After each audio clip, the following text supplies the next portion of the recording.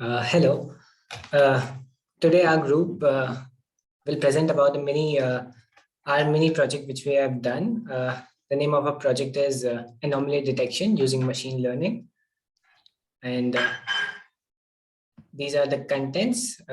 We'll first introduce you all to about machine learning. What is machine learning? Then we'll present you about the abstract of a mini project, applications, fraud transactions, modules, and what all happens. So let me introduce you to machine learning. Machine learning is the process of teaching machine to learn from experience. So we provide data or examples to the machine using machine learning algorithms to the machine, and it gives us the output of it. This is nothing but machine learning. Our mini project is about anomaly detection.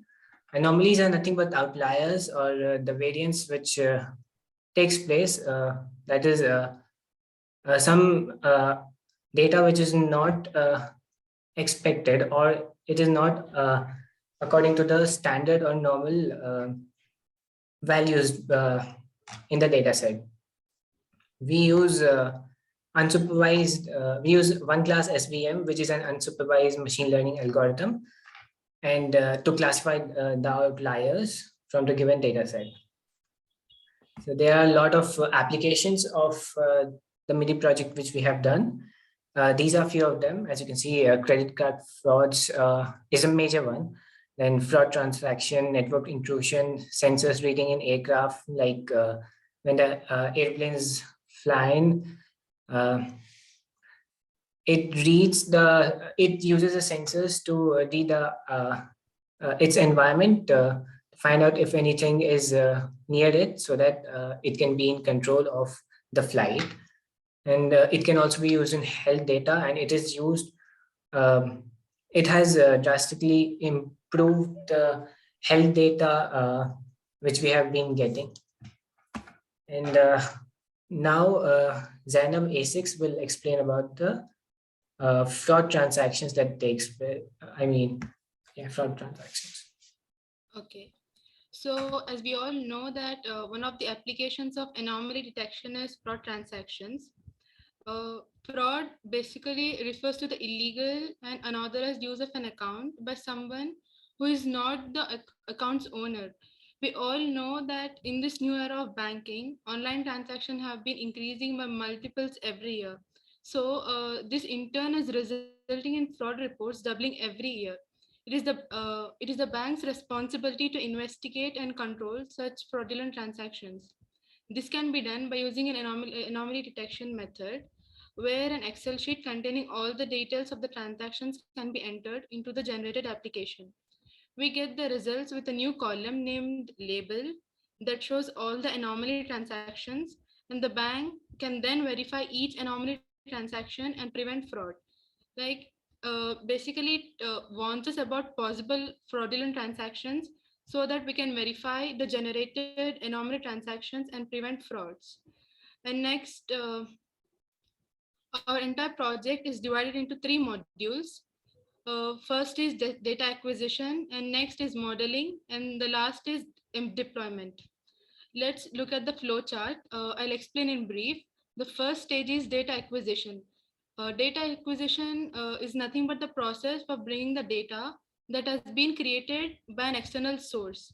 And next step is splitting the data. After acquiring the data, we'll split the entire data into two parts. One is training data set, and next is testing data set.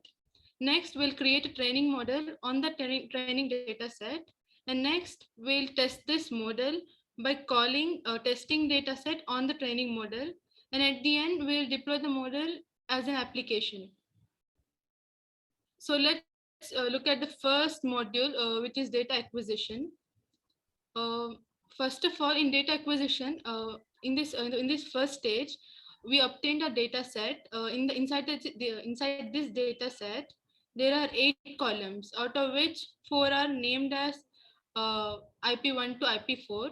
The other columns represent date, time, status, time taken, etc. And contains one additional column for label, which contains values such as zeros and ones. Using such a large amount of data for testing can be difficult to process. So therefore, we decided to use only a few features for our project. After extracting the data, if the extracted file is unstructured, we'll structure the file to get the anomalies by reading the columns and selecting the rows needed for training. Then we'll export this file in CSV format to any specific location. As I said that after acquiring the data, we'll split the data into training and testing model. The acquired data set is split into two parts. That is 70% of the entire data as the training data set and 30% as the testing data set.